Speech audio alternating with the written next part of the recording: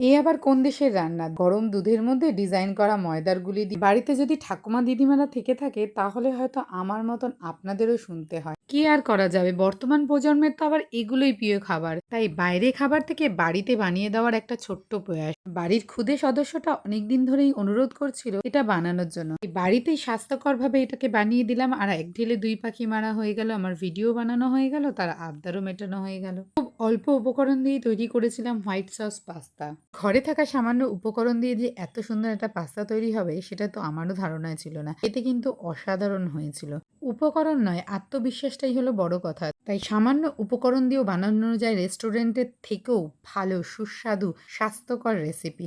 তো বন্ধুরা, অনেক বেশি কথা বলে ফেলেছি। যদি ভিডিওটা ভালো লাগে আপনারা অবশ্যই বাড়িতে বানান। কেমন লাগলো আপনাদের সেটাও কমেন্টস করে জানাবেন। আরও নতুন নতুন রেসিপির জন্য আমার চ্যানেলটিকে সাবস্ক্রাইব করুন, পাশে থাকুন, শেয়ার করুন। আবার ফিরে আসবো অন্য কোনো রেসিপির সাথে।